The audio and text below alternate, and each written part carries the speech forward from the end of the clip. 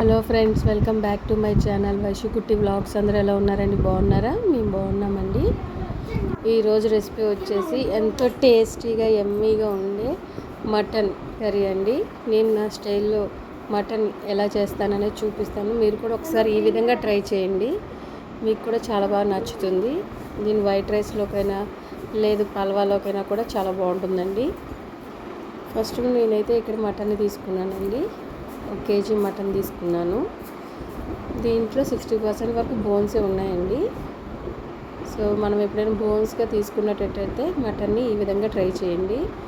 మటన్ని ముందు నీట్గా క్లీన్ చేసేసుకుని దాంట్లోకి ఒక 1/2 స్పూన్ పసుపు, స్పైసీకి తగ్గట్టుగా మనం కారాన్ని యాడ్ చేసుకోవాలండి. నేను 2 స్పూన్స్ కారం యాడ్ చేసుకున్నాను. అలాగే టేస్ట్కి సరిపడిన సాల్ట్, ఒక పెద్ద స్పూన్ ఆయిల్ వేసుకోవాలండి. అలాగే ఒక 1/2 లెమన్ మొత్తం దీంట్లో సరిపోతుందండి. ఒక 1/2 లెమన్ మొత్తం తీసుకున్నాను నేను. వీటన్నిటిని నీట్గా మటన్కి పట్టేలాగా కలుపుకోవాలండి. చక్కగా నీట్గా దీన్ని మొత్తం మటన్ పెట్టేలా కలిపేసుకుని ఒక 1/2 అవర్ పాటు పక్కకు పెట్టేసుకోవాలండి. ఇది 1/2 అవర్ మ్యారినేట్ అయ్యేలోపు మనం ఇందులోకి ఒక 2 స్పూన్స్ నువ్వులు, 1 స్పూన్ జీడిపప్పు, కొంచెం చెక్క, మిరియాలు, అలాగే చూపిస్తున్నాం కదండి స్టార్ పువ్వు, ఒక పలవా ఆకు, చిన్నదే తీసుకోండి పలవా ఆకు, అలాగే కొంచెం ధనియా పౌడరు, జీరా పౌడరు, వాటిని పేస్ట్లా చేసుకోవాలండి. ఈలోపు నేనైతే కుక్కర్లో చేస్తానండి ఈ ప్రాసెస్ని. సో నేను కుక్కర్ తీసుకున్నాను. ఇందులోకి ఆయిల్ని యాడ్ చేసుకున్నాను. ఆయిల్ హీట్ అయ్యేలోపు ఇదిగోండి ఈ విధంగా నేనైతే పేస్ట్ పట్టేసుకున్నాను. మీకు చూపించిన ఇంగ్రీడియంట్స్ అన్నిటిని కొంచెం వాటర్ వేసి. ఇప్పుడు ఆయిల్ హీట్ అయ్యాక ఒక పెద్ద సైజ్ ఆనియన్ని చిన్న చిన్నగా చాప్ చేసుకోవాలండి. అందులో కొంచెం జీలకర్ర, ఒక 2 మిర్చి తీసుకున్నానండి.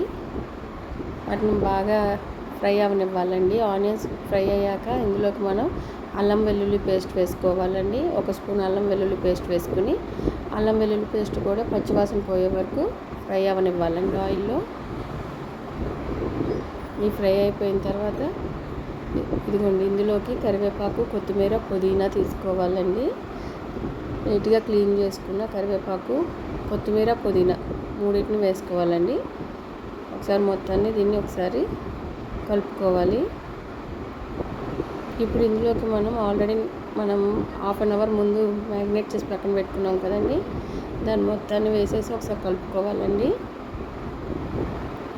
ఫ్లేమ్ని మీడియం ఫ్లేమ్లో పెట్టుకొని చక్కగా అడ్జస్ట్మెంట్ చేసుకుంటూ ఫ్లేమ్ని మీడియం ఫ్లేమ్లో ఉంచుకొని ఒకసారి మొత్తం కలుపుకొని ఒక 5 మినిట్స్ వదిలేయాలండి. మనకు కొంచెం ఆయిల్ అనేది పైకి వస్తుంది. ఇదిగోండి ఈ విధంగా. ఇప్పుడు ఒకసారి మొత్తం కింద నుంచి పైదాకా నీట్గా కలుపుకోవాలి. ఇప్పుడు ఇందులోకి మనం ఆల్రెడీ మిక్స్ చేసుకున్నాం కదండి పేస్ట్ని, ఆ పేస్ట్ మొత్తాన్ని దీంట్లోకి వేసేసుకుని మళ్ళీ ఒకసారి కలిపేసుకోండి. ఫ్లేమ్ మీడియం ఫ్లేమ్లోనే ఉంచుకోండి, సరిపోతుంది. లో టు మీడియం ఫ్లేమ్లో అడ్జస్ట్మెంట్ చేసుకుంటూ చేసుకోండి. ఆ పేస్ట్ మొత్తాన్ని ఇందులో వేసేసుకుని మంచిగా ఒకసారి కలుపుకొని ఒకసారి సాల్ట్ అది చూసుకోండి. మీకు సాల్ట్ సరిపోలేదు అనుకుంటే యాడ్ చేసుకోండి. నాకైతే సాల్ట్ కొంచెం తగ్గింది, సో నేను సాల్ట్ని కూడా యాడ్ చేసేసుకుని ఒక 5 మినిట్స్ మళ్ళీ వదిలేసానండి సిమ్లో పెట్టుకుని. ఇదిగోండి ఈ విధంగా మనకు ఆయిల్ అయితే స్లోగా పైకి వస్తుంది. ఇప్పుడు ఒకసారి కలిపేసుకుని మనం దీంట్లోకి మీకు ఎంతవరకు అయితే గ్రేవీ కావాలో అంతవరకు వాటర్ని అయితే యాడ్ చేసుకోండి. నేనైతే ఒక గ్లాస్ వాటర్ని యాడ్ చేసుకున్నాను. మీకు కావాల్సిన గ్రేవీని బట్టి మీరైతే వాటర్ని యాడ్ చేసుకోండి. నాదైతే మటన్ లేతగానే ఉందండి. సో నేనైతే ఎగ్జాక్ట్గా 3 విజిల్స్ రానిచ్చాను. మూత పెట్టేసుకుని 3 విజిల్స్ వచ్చాక చల్లారిన తర్వాత ఇదిగోండి ఈ విధంగా ఉంటుంది కర్రీ. ఇవ్వండి, నాకైతే గ్రేవీ కావాలి కాబట్టి నేనైతే ఇలా ఉంచేసుకుంటున్నానండి. మీకు గ్రేవీ అక్కర్లేదు ఇంతగా అనుకుంటే మీరు విజిల్ తీసేసిన తర్వాత కొద్దిసేపు మళ్ళీ స్టవ్ మీద పెట్టుకుని ఎగరనిచ్చుకుంటే సరిపోతుందండి. మీకు ఎంతవరకు కావాలో అంతవరకు గ్రేవీని అయితే ఉంచుకోవచ్చు. అంతే ఫ్రెండ్స్, మీరు ఒక్కసారి ఈ విధంగా ట్రై చేసి చూడండి. ఇలా పేస్ట్ వేసి మటన్ కర్రీ చాలా టేస్టీగా ఉంటుంది. మీకు ఎలా వచ్చిందనేది నా కామెంట్ సెక్షన్లో చెప్పండి. Okay friends, bye. Please subscribe.